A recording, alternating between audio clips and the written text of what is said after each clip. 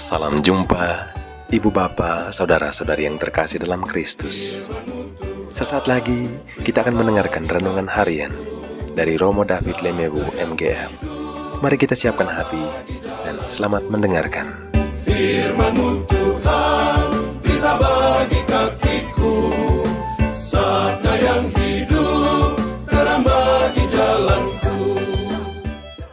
Bapak, Ibu, saudara-saudara yang terkasih dalam Kristus, hari ini renungan Injil kita diambil dari Injil Markus bab 10 ayat 13 sampai 16. Lalu orang membawa anak-anak kecil kepada Yesus supaya ia menjamah mereka. Akan tetapi murid-muridnya memarahi orang-orang itu. Ketika Yesus melihat hal itu, ia marah dan berkata kepada mereka, "Biarkan anak-anak itu datang kepadaku.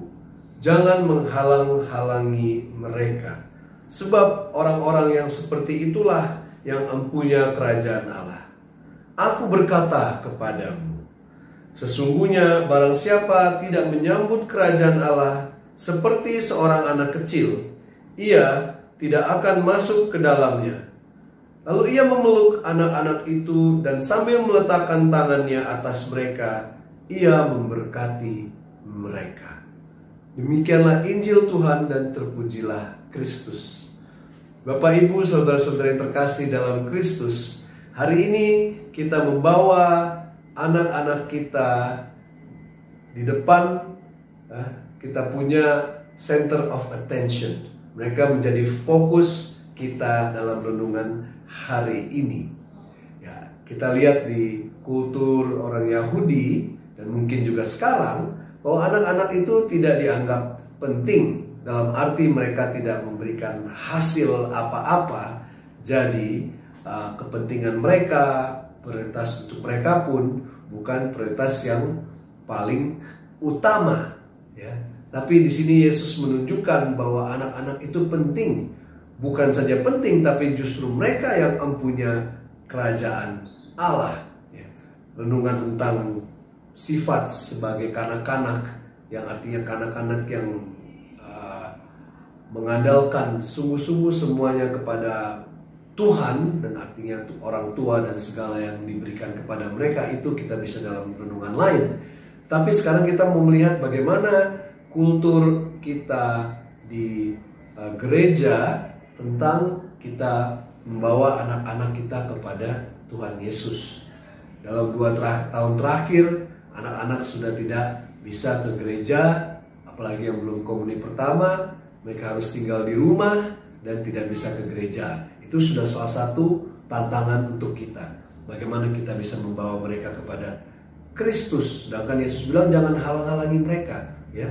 Artinya mereka mungkin karena kita mau melindungi mereka, dan memang itu penting melindungi mereka dari bahaya, bukan hanya virus corona saja, dari berbagai macam bahaya pelecehan, bahaya culikan dan lain sebagainya. Tapi hanya melindungi mereka saja itu belum cukup, karena kita harus membawa mereka kepada Tuhan Yesus sehingga mereka mendapatkan makanan rohani juga yang cukup agar mereka tumbuh di dalam iman akan Kristus. Kita bisa bertanya pertama, bagaimana kultur kita di rumah, ya? Apakah kita membawa anak-anak kita kepada Tuhan Yesus, menemukan Tuhan Yesus dalam cerita-cerita di Alkitab, menemukan Tuhan Yesus dalam sikap kita, memperhatikan anak kita, merawat, memelihara dan membesarkan anak kita, atau ada waktu-waktu tertentukah di mana mereka sungguh belajar akan iman kita. Karena gereja itu dimulai dari keluarga. Keluarga itu adalah gereja domestik, ya, gereja awal, nukleus dari gereja. Jadi kita harus timbulkan kultur di mana di rumah itu anak-anak dibawa kepada Tuhan Yesus.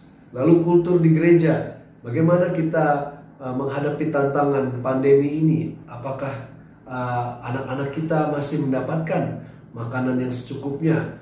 Yang dulu ada sekolah minggu, ya, ada apakah Zoom saja sekarang cukup?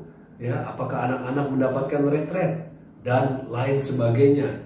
kultur kita untuk anak-anak di sekolah ya akan membawa kepada Tuhan Yesus? Apakah hanya formasi intelektual saja yang penting dalam sekolah kita, sedangkan formasi agama, formasi spiritual itu hanya prioritas yang kesekian ya? Kita bisa menilai sendiri. Mungkin kalau kita guru dan bergerak dalam bidang kependidikan, kita bisa bertanya, benarkah itu situasi dalam sekolah kita atau tidak? Apa yang harus dirubah?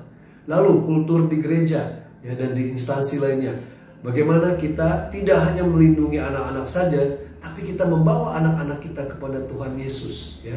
Ini sebuah pertanyaan besar yang saya juga pertanyakan dalam diri saya, dan juga kita harus semua, tidak hanya pastor saja yang concern akan hal ini, tapi seluruh anggota keluarga, seluruh tubuh Kristus harus melihat bahwa anak itu adalah prioritas yang utama bagi kita.